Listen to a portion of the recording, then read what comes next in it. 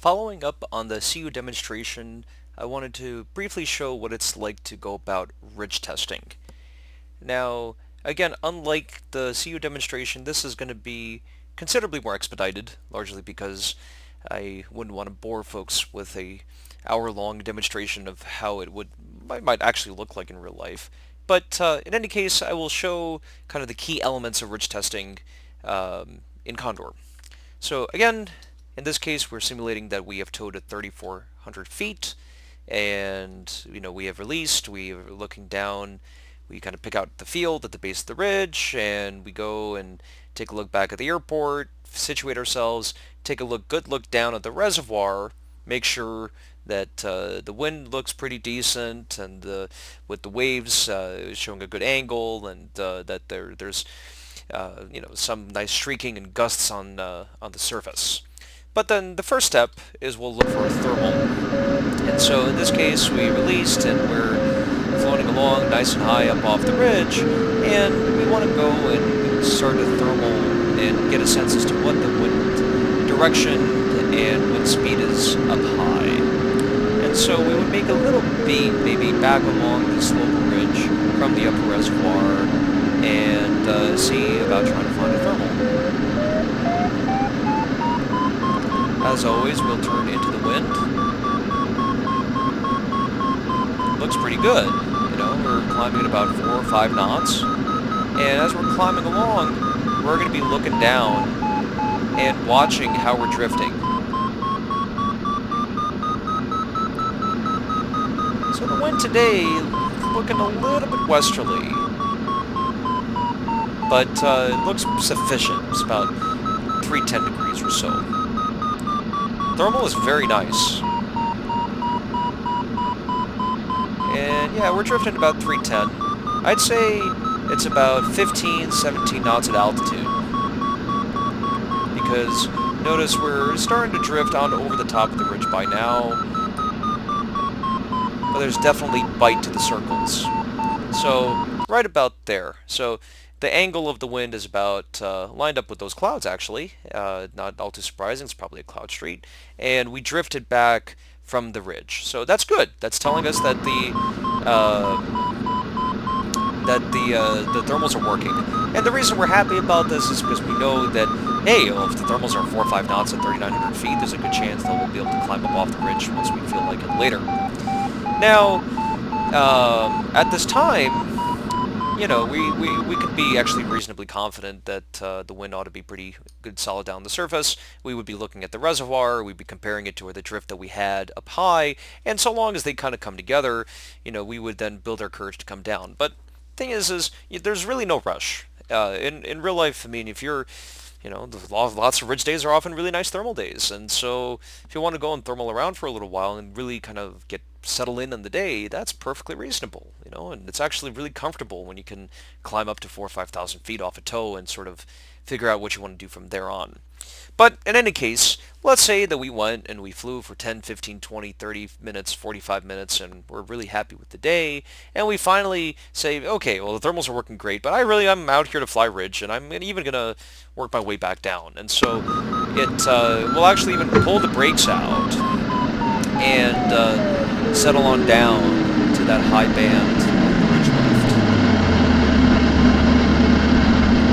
And as we do this, we're going to position ourselves in such a manner that we can go and get back from the local ridge.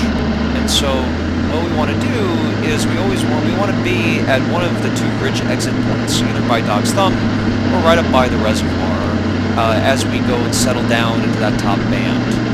And basically, the minimum altitude to leave is 2,400 feet. And so if you are getting good air, or if you're looking down and looking at the reservoir and you feel pretty comfortable that the ridge ought to be working, then at that point you're committing yourself to that field at the base of the ridge, just off our right.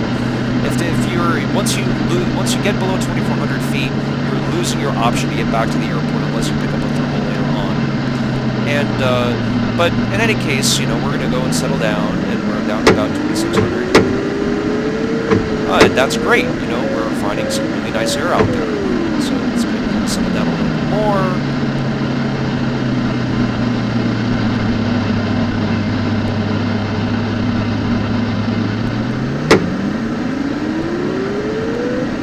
And right about now, man, this is great. We're good air at 0 at 2,400 feet. That's telling you that, when you're getting good air consistently up along the top of the ridge, it might not be enough to even sustain you necessarily, but that tells you that the air is working underneath. You're normally going to sink at 200 feet a minute or so at, 50 miles an hour, 126. And if you're hardly sinking, that's a really good sign. So at this point, in looking at the fact that we're getting good air up high, you can have some pretty good confidence that the ridge ought to be working underneath. And so at this point, we're going to go and pull the brakes out again, and we're going to settle down into that top band. At this point, now we've lost our option to come back, because we've now gotten below 2,400 feet. And that's okay, but because we have the field at the base of the ridge, and now we're just going to make sure we stay in the light of that. So we're going to settle down to about 2,000 feet or so, and kind of step our way down. Let's see how that band works now. At this point, we're not that low, but if we pick up a thermal, if we find, it's not working great, I can just always still pick up a thermal. But still good air, that's good. Look at the reservoir if you were in real life and say, that's looking pretty good. So, excellent. And so again, now we're going to keep settling on down. And as I said, in real life, this could take, you don't have to use the brakes or anything like that. You can just let yourself settle down more slowly and build your confidence more slowly. But we're doing it like this in the simulator just to show, how this would look like. And so right about now we're starting to settle down to the treetops. So now we're down to 1,650, 1,700 feet, and we're cruising along very nicely. We're doing, in this case, about 80 miles an hour, which is actually quite fast in 126. Oftentimes, if you're a beginner, if you're going much above 65, you're going to get beat around pretty hard. But 65, 70 is a pretty decent bet. But in any case, we're seeing that this ridge is working really nicely down in the trees. And so, and then once you kind of settle down and you take that nice high-speed pass, at that point, you can do whatever you like. If you are the sort that likes to fly low and fast, that's great. And then you can go and start flying nice and fast wherever you want to go. But then, if you get down in the trees and you say, hey, that's good, I've tested the ridge down low and I'm happy that the ridge is working, yeah, you can float on up and maybe even find a thermal and you can be satisfied that the ridge is working nicely. But the overall kind of point here is you can see all of the distinct steps along the way. After we release, we look for a thermal. After we release, we pay attention to the options that we have, situate ourselves. And then after we're confident in the thermals, and we're confident that the wind is working nicely up high, and we look at the reservoir and say, yeah, that looks like it ought to be working down low, we test out the high band. And if we can kind of sustain along at 2,400 feet, or if we're finding that the air is less sinky than you would normally expect, if you're able to, if you're finding that your sink rate drops off by 100, 150 feet a minute or something like that, you might still be sinking, but you're still finding good air.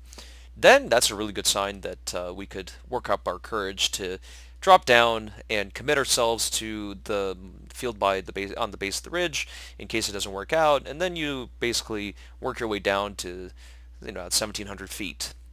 And then after that, you can do whatever you please. And that process, in this case, we did it pretty quickly, but it could take you 30, 40 minutes, an hour, and that's perfectly fine. There's no rush, and test out the conditions, be confident in the conditions, and then get on down to the ridge and go and have fun.